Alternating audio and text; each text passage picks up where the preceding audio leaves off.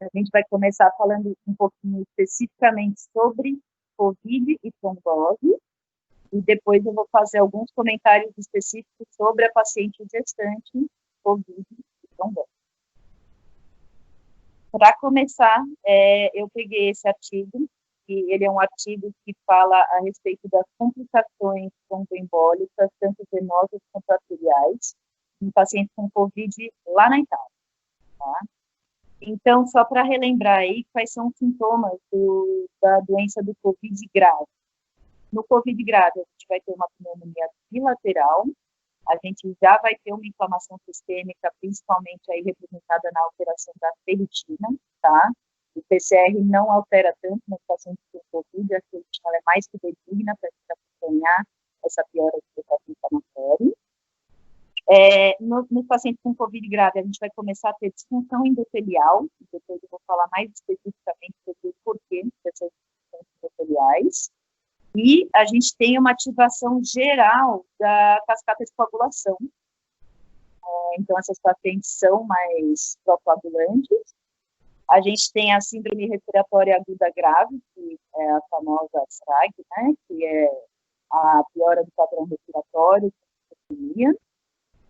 falência de múltiplos órgãos, e até em 25% a gente tem lesão miocárdica, uma elevação de proteína, né, para mostrar aí essa lesão aguda do miocárdio. Então, aqui é uma tabela bem ruim de ver, a gente vai detalhar essa tabela mais adiante, mostrando quais são as epidemiologias gerais dos pacientes específicos com tromboembolismo e COVID. Então, a gente tem uma média de idade nos pacientes na UTI de 61 anos e pacientes na SEMI de 68. Olha só que interessante, dos pacientes internados no UTI, nesse estudo, 80% eram homens, tá? Na semi-intensiva, 65,7%. Uma diferença muito importante aí de sexo, né? Entre homens e mulheres internados no UTI. O IMC, o que eu achei estranho nesse estudo, ele variou 30% IMC menor de 25, 35% entre 25 e 30, e 30% maior de 30 no UTI, e também aproximadamente semelhante aí na SEMI, então ele não mostrou um aumento de obesidade na UTI, e mostrou um pouquinho mais de aumento dessa obesidade que ainda não é a moda, desde 25 na SEMI. E, em média, os dias de internação hospitalar, quando o paciente vai para a UTI, ele fica em média 18 dias internado, e quando o paciente está na semi-intensiva, em média ele fica 9 dias internado. Fatores de risco cardiovasculares desses pacientes. Nos pacientes que estavam na UTI, 44,3 eram hipertensos, versus 47,7 hipertensos na SEMI. Então, quase metade dos pacientes internados nesse estudo tem hipertensão arterial. Diabetes mellitus, 18% na UTI e 23,5% na SEMI. Dislipidemia, 11,5% na UTI e 21,1% na SEMI. Doença renal crônica, 14,8% na UTI e 15,9% na SEMI. Tabagismo, 4,9% na UTI e 12,8% na SEMI. Pacientes que têm câncer, são 3,3% que estão na UTI e 7% na SEMI. Antecedente de câncer, não tinha nenhum na UTI e quase nenhum na SEMI, mostrando um antecedente pessoal importante, né, para a cidade de COVID, e doença pulmonar obstrutiva crônica, a gente tinha 1,6% de pacientes na UTI e 10,4% no pacientes da SEMI. Dentre os pacientes da UTI que tinham trombose prévia, especificamente de infarto, era 11,5% e 14,4% na semi-intensiva tiveram infarto prévio.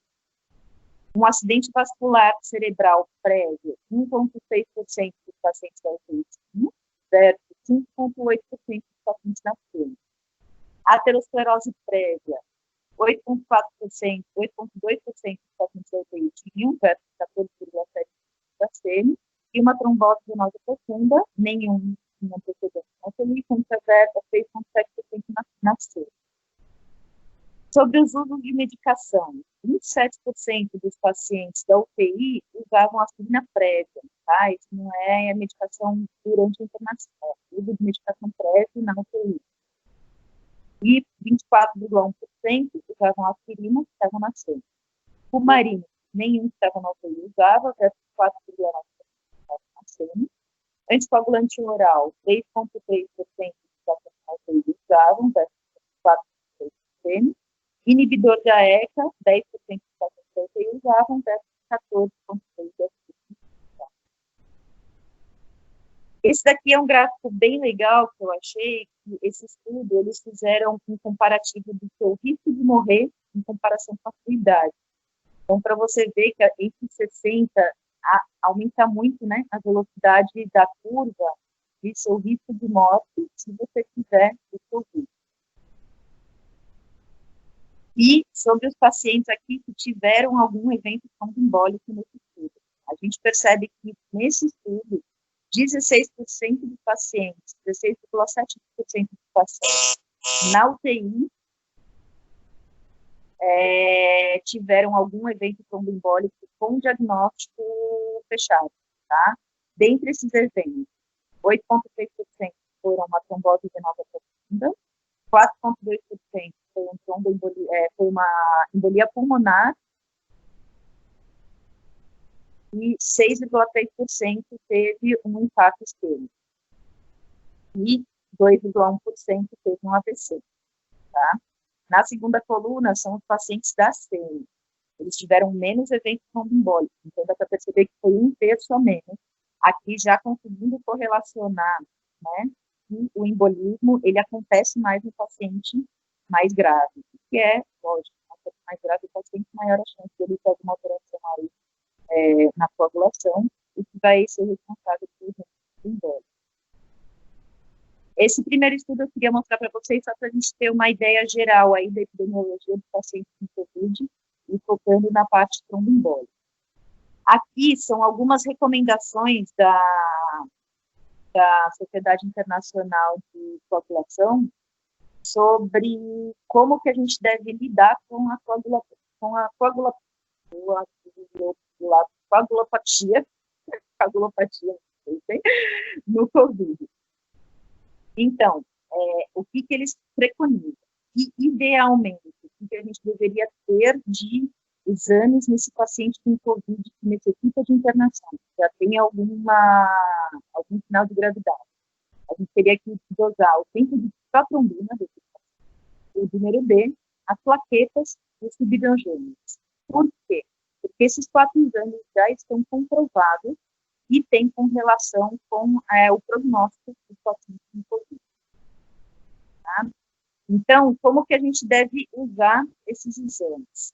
Esse daqui é um score da coagulopatia induzida pela sepse, que eles estão usando para você quantificar como que vai ter que ser a anticoagulação no paciente com Covid.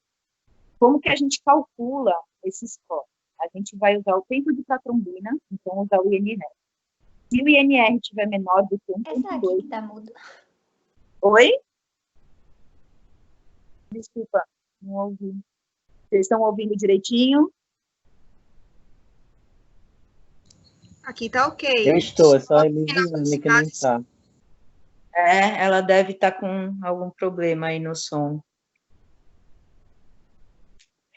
Então, vamos lá. O INR, se tiver menor do que 1,2, ele vai ganhar 0 ponto. Se tiver entre 1,2 e 1,4, ele ganha 1 ponto. E se tiver maior do que 1,4, ele vai ganhar 2 pontos. Sobre a coagulação, se ele tiver plaquetas maior do que 150 mil, ele não ganha nenhum ponto. Se tiver entre 150 mil e 100 mil, ele vai ganhar 1 ponto. E se tiver menor do que 100 mil, ele vai ganhar 2 pontos. E o SOFA, o que é esse SOFA? SOFA é esse Sequential Organ Failure Assessment, tá? A gente vai avaliar no paciente a relação PA2-FiO2, a coagulação já está sendo contabilizada diretamente lá atrás, então vocês não vão usar essa plaqueta aqui. Vamos ver as enzimas hepáticas, vamos ver a pressão arterial média, e o Glasgow e a função renal, tá? Aí, como que a gente faz?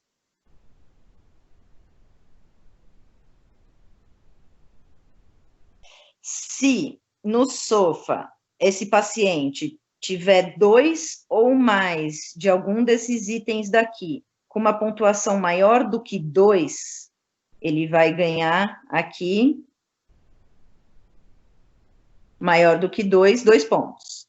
Se tiver só um item com pontuação maior do que 2, ele vai ganhar 1 ponto só. E se nenhum dos itens do SOFA tiver pontuação maior do que 2, ele não ganha nenhum ponto. Então, a partir daí, a gente vai fazer o score da coagulopatia induzida pela sepse. Essa aula depois eu mando para vocês e vocês vão conseguir ficar com todas essas tabelas. Tá, depois eu vou falar para vocês direitinho como que a gente vai usar essa tabela. Aqui são algumas implicações gerais entre o COVID, trombose e anticoagulação. Então, o que que a gente percebe? Que nos pacientes com COVID, 6% desses pacientes na admissão já vão ter aumento da TTPA, 5% já vai ter aumento do tempo de protrombina, 36% vão ter aumento do dímero D e 12% vão cursar com algum tipo de trombocitopenia. O que está correlacionado com mortalidade nos pacientes com COVID? Dímero D acima de 1 micrograma por ml, ele já está conferindo uma chance de morrer de 18 vezes maior do que os pacientes que têm um dímero D menor do que 1 micrograma por ml. Então, o dímero D está sendo um dos exames mais usados para a gente conseguir avaliar prognóstico nesses pacientes com COVID.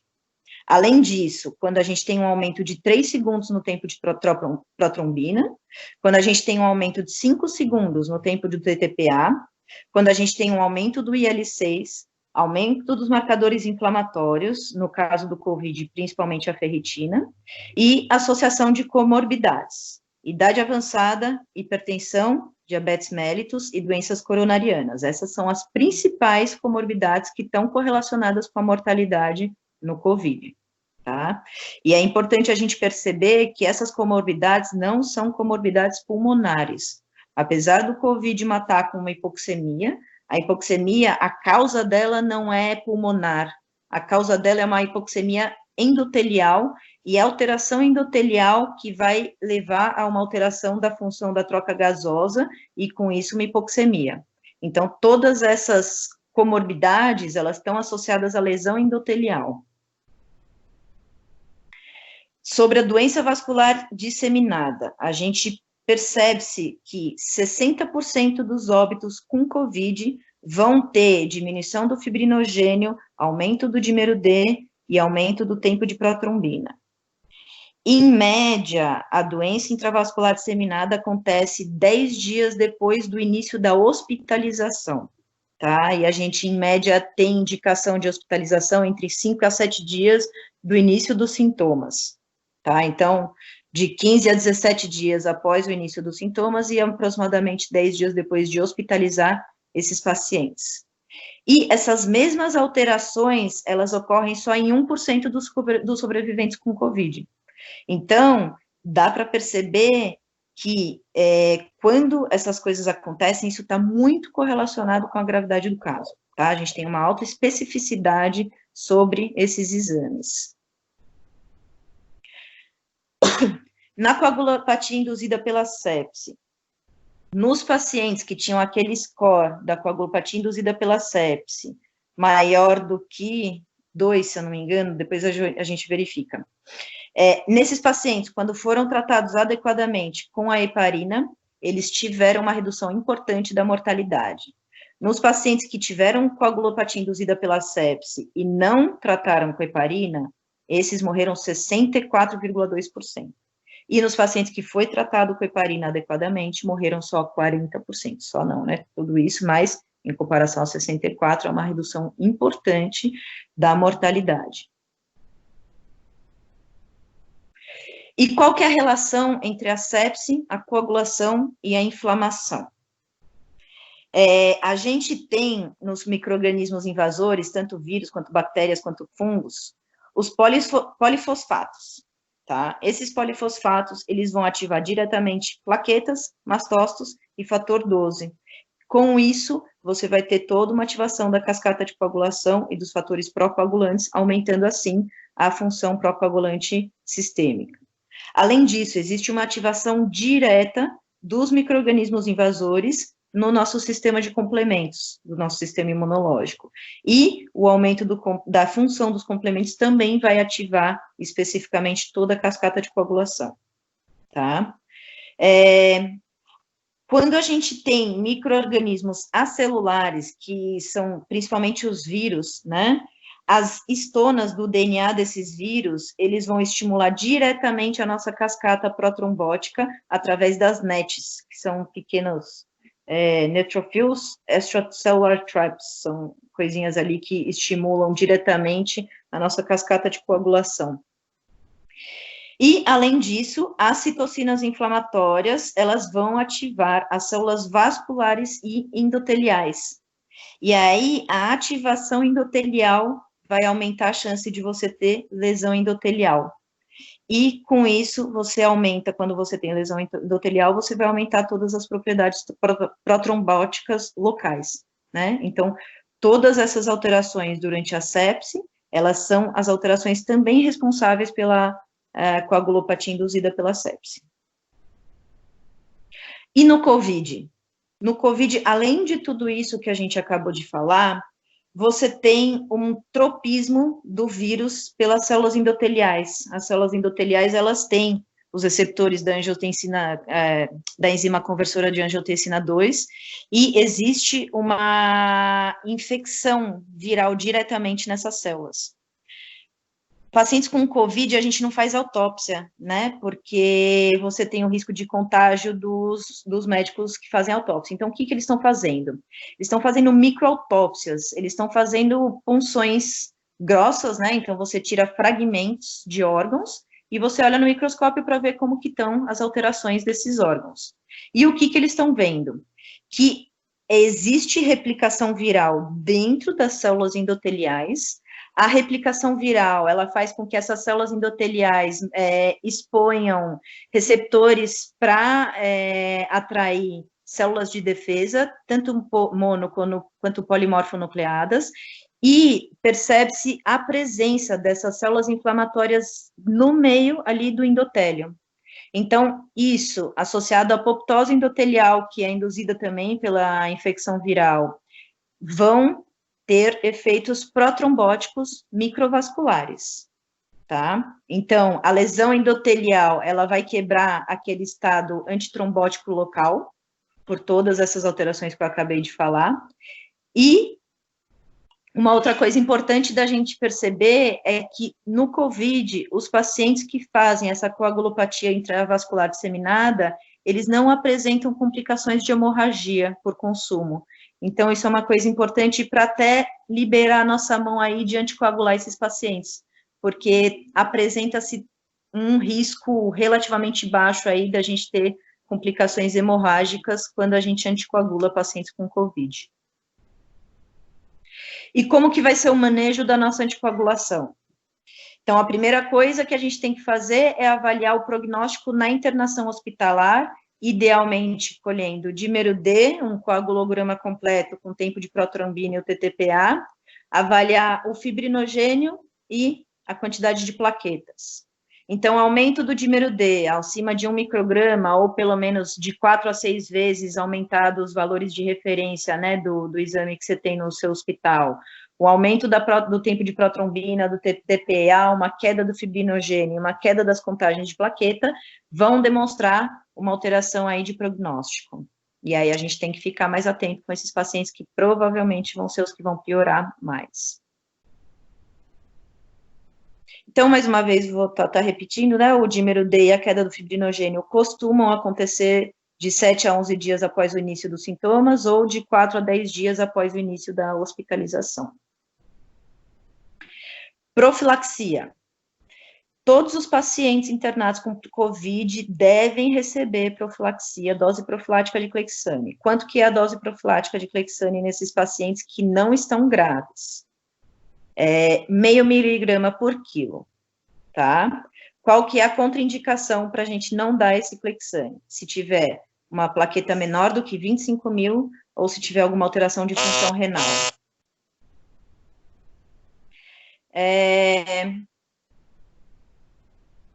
Se você tiver alteração do tempo de protrombina e se tiver alteração do TTPA, essas duas alterações não são contraindicações de Clexane. Então, você pode e deve dar Clexane nesses pacientes com alteração de coagulograma. Está mostrada uma redução da mortalidade, principalmente nos pacientes que têm aumento de dímero D, tá? O uso de Clexane, heparina de baixa dose, mostra aqui claramente, né, uma redução de mortalidade. Os primeiros, aqui a porcentagem é quem não usou, aliás, é quem usou, e a segunda é quem não usou.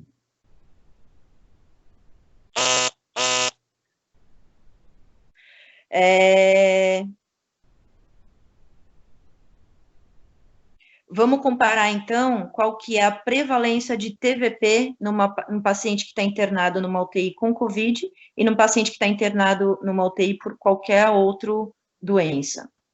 Paciente internado em UTI com COVID, a prevalência em média é de 11,7%.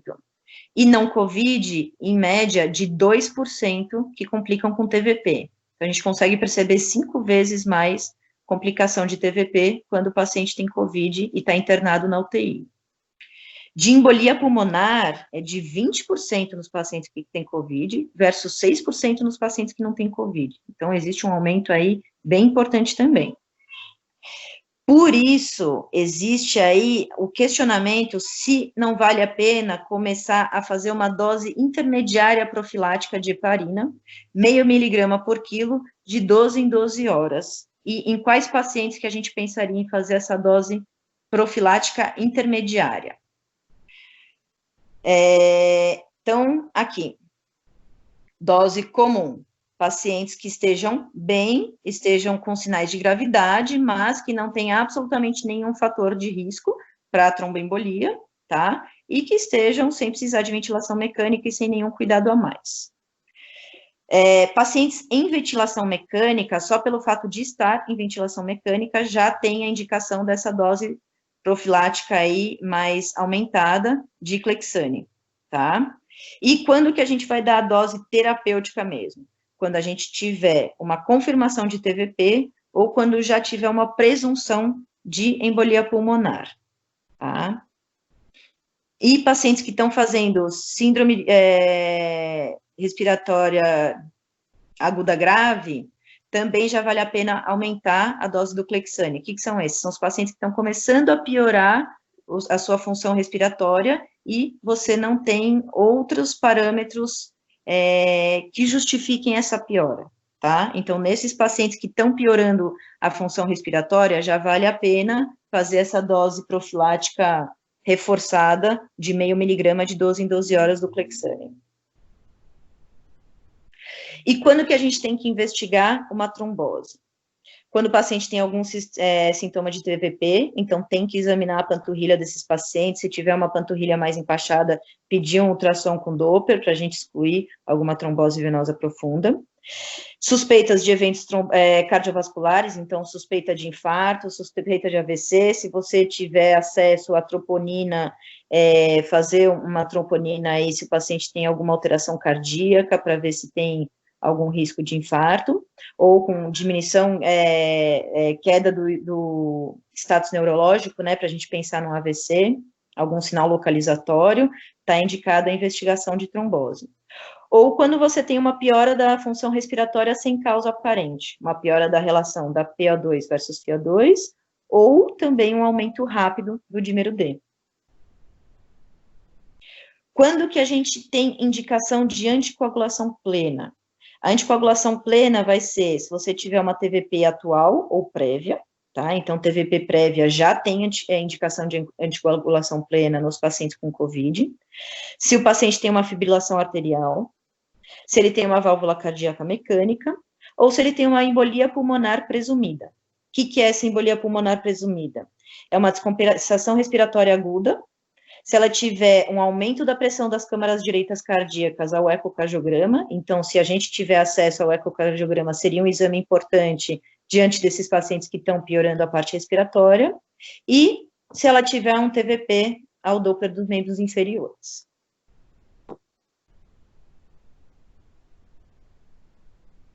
Aqui é um estudo que mostrou a melhora dos pacientes que estão internados por COVID, quando, usando esse guideline, né, sobre o uso da heparina, ela é usada nessas doses. E a gente consegue perceber que houve uma melhora importante na sobrevida desses pacientes.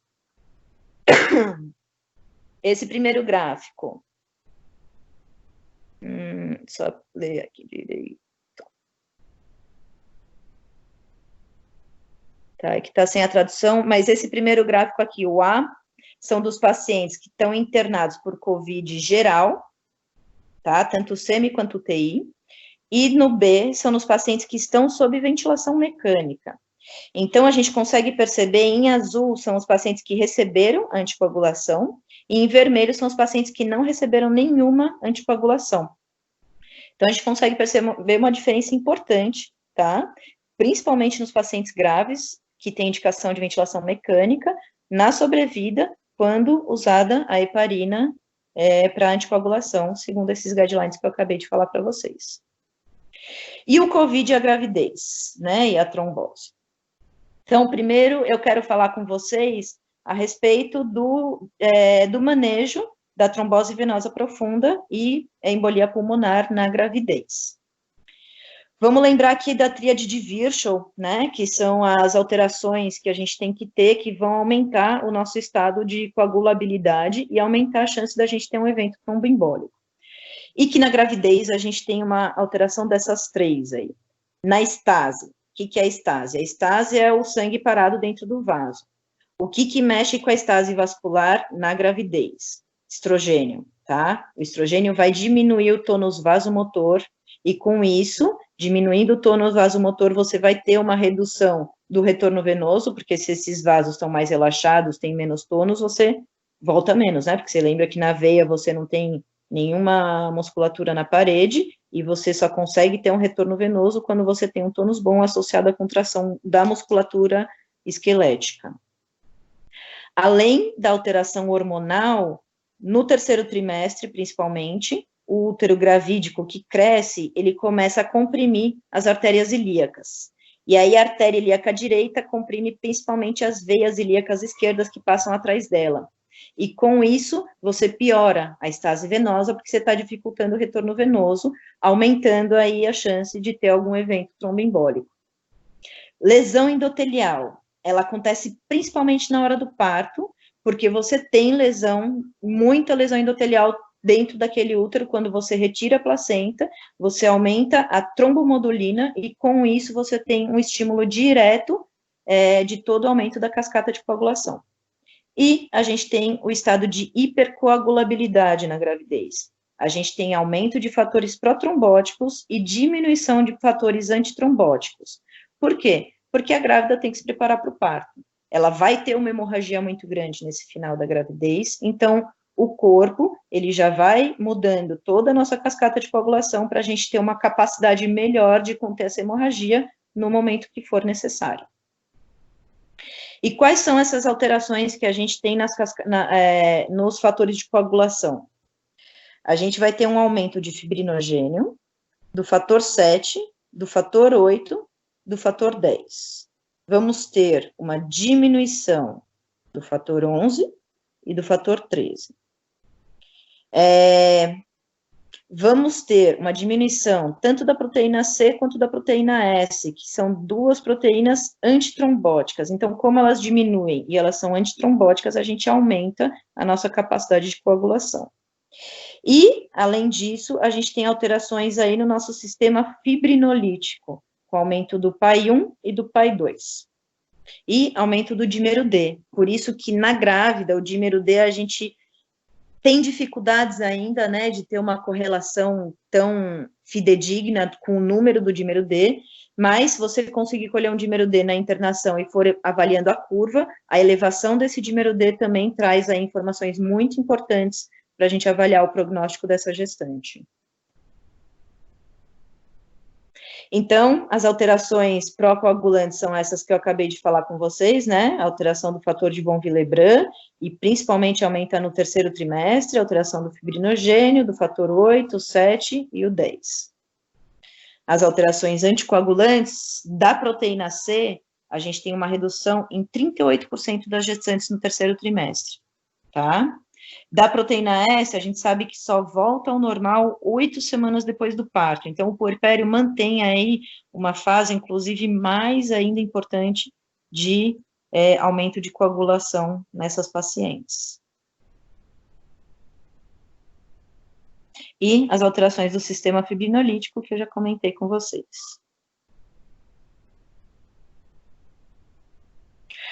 Aqui é para a gente lembrar quais são as alterações genéticas enfim, antecedentes pessoais que vão aumentar a chance dessa gestante fazer um evento tromboembólico, tá? Então, deficiência de proteína C, deficiência de proteína S, fator 5 de Leiden em homozigose, aumenta 34% aqui, ó, o fator 5, aumenta 34%, não, desculpa, ele aumenta em 34 vezes a chance dessa grávida ter uma trombose, então, de todos, ele é o mais associado à trombose. Protrombina mutante, aumenta em 26 vezes, então é muito associado também. Deficiência de antitrombina,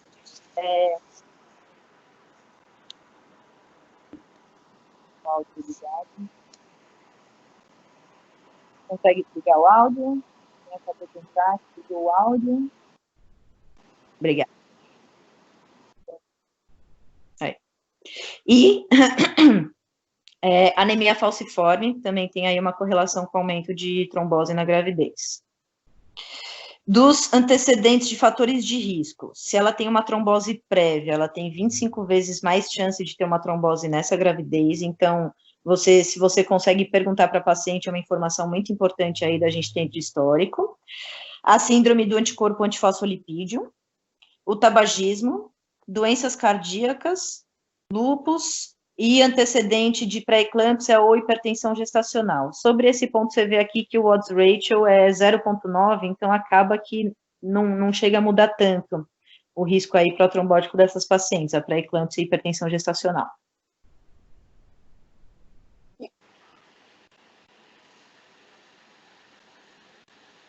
Alguém com o áudio ligado, vocês podem desligar. Se ela tiver um histórico de óbito fetal, ela também vai ter um aumento do risco protrombótico nessa gravidez. O parto normal, ele é menos protrombótico do que a cesárea, principalmente cesáreas aí de emergência. E a hemorragia pós-parto também pode trazer um risco aumentado de trombose, porque você estimula a sua cascata de coagulação no momento que você está com hemorragia. O diagnóstico da embolia pulmonar na gravidez.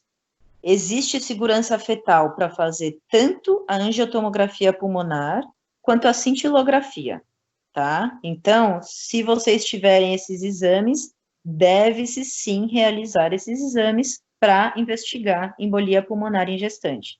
Coloca a proteção de chumbo na barriga e faz os exames.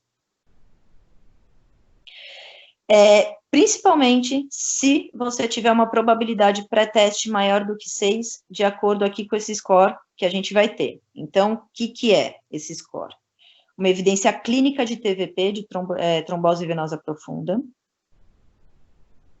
Se você não tem outros diagnósticos que justifiquem essa alteração ventilatória da gestante, ele ganha 3 pontos também, assim como a TVP. Se você tiver uma história prévia de TVP ou embolia pulmonar, você ganha 1,5 ponto.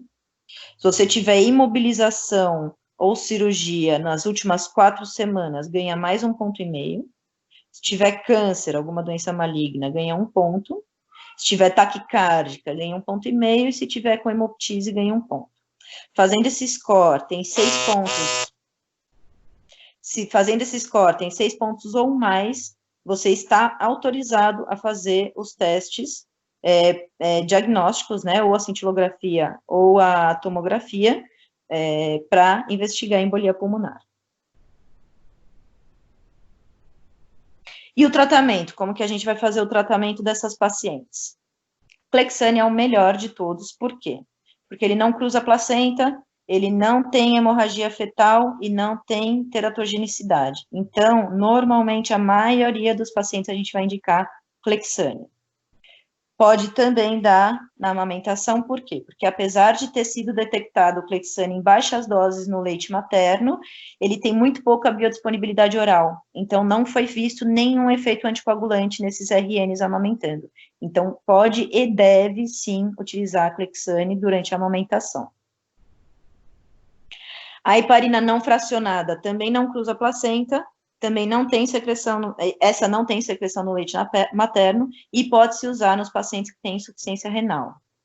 Ela é usada mais para fazer trombólise, e quando você tem alguma iminência de procedimento cirúrgico, que você pode ter alguma urgência obstétrica, então, eventualmente, você usa aí a heparina, porque ela também tem um antídoto. Se você precisar fazer algum procedimento de urgência, você faz a administração da protamina, e com isso você anula o efeito anticoagulante dela. A varfarina ela cruza a placenta, ela tem efeito teratogênico e causa hemorragia fetal. E todos esses problemas são principalmente nos primeiros 3 meses de gravidez, 6 a 12 semanas. E ela não é detectada no leite materno. Então, o que a gente normalmente orienta os pacientes? Se a paciente já faz uso de varfarina e ela quer engravidar, fazer testes de gravidez muito precoces assim que atrasa a menstruação, e assim que der positivo, trocar pelo Clexane. Ou já trocar pelo Clexane, dose anticoagulante, assim que ela quiser engravidar. Como vai ser o tratamento? Tratamento de anticoagulação na gestação é 1 miligrama por quilo, de 12 em 12 horas. Total de 2 miligramas por quilo por dia de Clexane. Quando que a gente tem que dosar o fator anti-10A? Só em obesas. Então, se a paciente tem um peso menor do que 120 quilos, não é para ficar dosando anti-10A. O alvo do fator anti-10A é de 0,6 a 1 unidade por ml. Quando chegar nesse alvo, a gente mantém a dose. Quando que você colhe o fator anti-10A? 4 horas depois que fez a administração do Clexane. Tá? E quanto tempo você vai anticoagular essa paciente? Se ela tiver tido uma embolia pulmonar, você vai ter que anticoagular de 3 a 6 meses, e se ela tiver tido uma trombose venosa profunda, proximal, de 3 a 6 meses também, e distal, de 6 a 8 semanas. No parto, se a gente estiver usando a heparina de baixa dose, nessa dose de anticoagulação, o ideal é esperar 24 horas para poder fazer uma RAC ou uma PERI. Se for a heparina não fracionada por via subcutânea, 12 horas para fazer a RAC e a PERI. E se estiver usando a heparina endovenosa, 6 horas de suspensão da heparina até poder fazer a RAC ou a PERI. Se não tiver dentro desse delta-T, tem que fazer com anestesia geral, pelo risco de hematoma subdural, tá?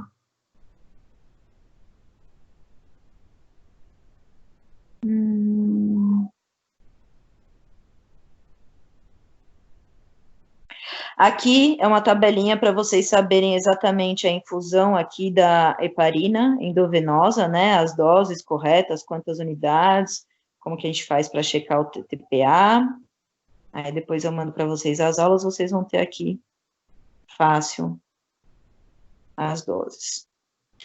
E sobre trombólise, não está indicado na gravidez, tá? A não ser que seja uma embolia pulmonar maciça. Por quê? Porque a streptokinase, quando foi usada na gravidez, foi relacionada a um aumento de morte materna. Então, você só faz quando não tem outra coisa para fazer. Por isso que a conduta, quando a paciente tem suspeita de trombose na gravidez, é anticoagulação com heparina, de baixa dose. E, aqui para terminar, eu queria só chamar a atenção para a incidência de risco de tromboembolismo na gravidez e no puerpério. Na gravidez, no primeiro e no segundo trimestre, a gente tem uma chance aí de tromboembolismo pulmonar de 10%. No terceiro trimestre, já vai para 30%, e no puerpério, que metade vai ter esses eventos tromboembólicos. 80% nas 3 primeiras semanas. Então, a fase do parto e puerpério é a fase mais importante para a gente ficar atento com a parte de tromboembolismo nas pacientes gestantes, nas pacientes com Covid.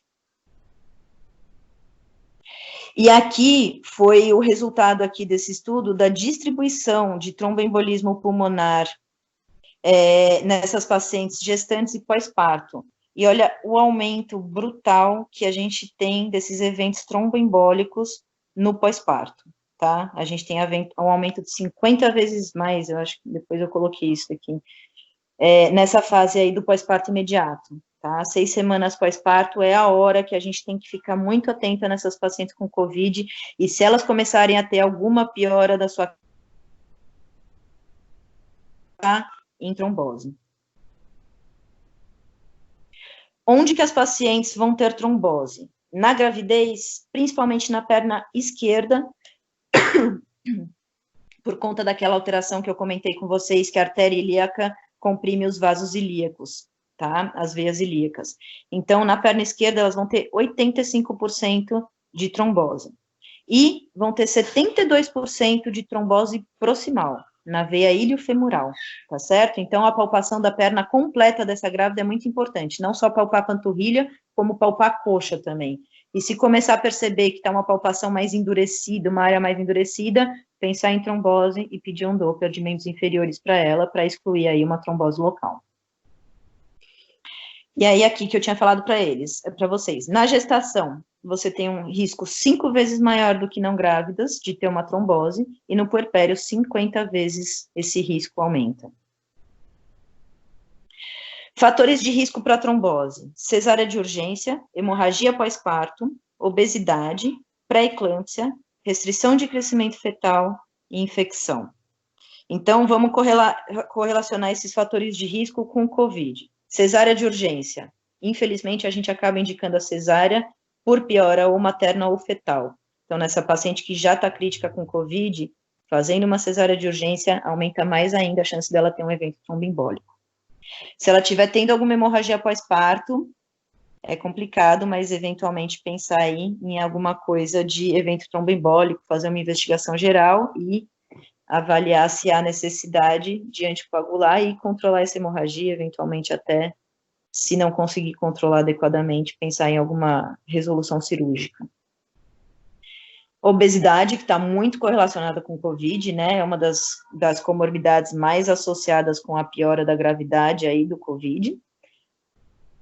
Pré-eclâmpsia até agora não está tendo correlação de aumento com pré-eclâmpsia e COVID, não sei se é porque ainda tem poucos casos e ainda não conseguiu ser exemplificada, né, essa correlação, mas aparentemente não tem.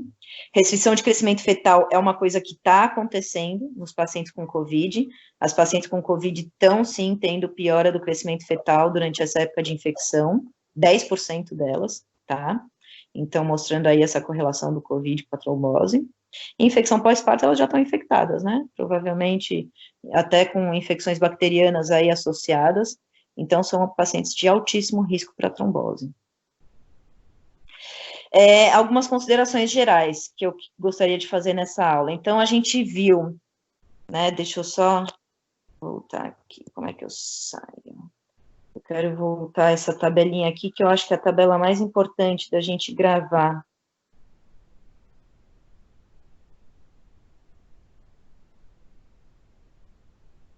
Essa tabela aqui da coagulopatia induzida pela sepse, tá certo?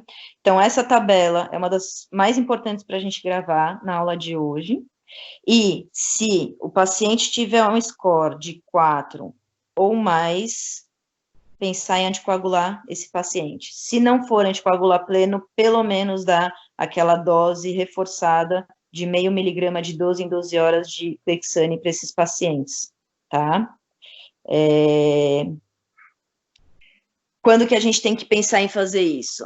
quando a gestante, ela não tem absolutamente nenhum problema do COVID, ela foi, fez o exame, descobriu que tem o COVID, mas não tem nenhuma sintomatologia, exames de sangue normais, a princípio, não é para dar Clexane para essa paciente.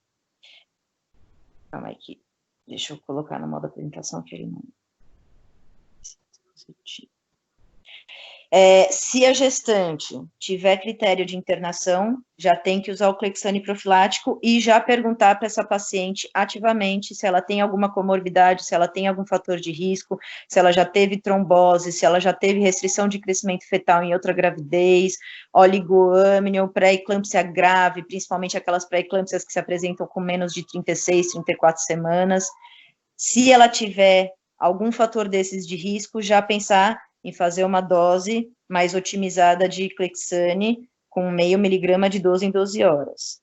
O paciente começou a apresentar algum sinal de gravidade, foi para ventilação mecânica, já vamos anticoagular pleno essa paciente, dose de anticoagulação, 1 miligrama por quilo de 12 em 12 horas, tá? Do peso presumido para elas, tá? Então, se é uma gestante que está super edemaciada, não pega o peso total, pega o peso presumido, eventualmente até dá uma descontada, e se tiver muito obesa, fazer o controle do fator anti-10A. O que eu gostaria de deixar de mensagem aqui no final dessa aula é o seguinte: paciente gestante que apresenta COVID tem que sempre pensar se não vale a pena anticoagular. Pensou que vale a pena anticoagular, entrar com a dose de coagulação certa, correta, de acordo com os critérios dela de gravidade, tá certo? Por quê? Porque as complicações tromboembólicas acontecem mais nas gestantes e principalmente no pós-parto. Então, a gestante teve que fazer uma cesárea, tá com uma hemorragia ok, loqueação normal, anticoagulação plena nessa paciente. Tem que anticoagular para evitar dela ter os problemas da trombose no pós-parto. Por quê? Porque a gente está vendo que as gestantes que estão morrendo são essas de puerpério. Enorme maioria esmagadora é gestante de puerpério, tá? Então, vamos tomar um cuidado bom com esse tipo de paciente. E eu acho que é isso. Alguém quer perguntar alguma coisa? Querem discutir? Ficou alguma dúvida?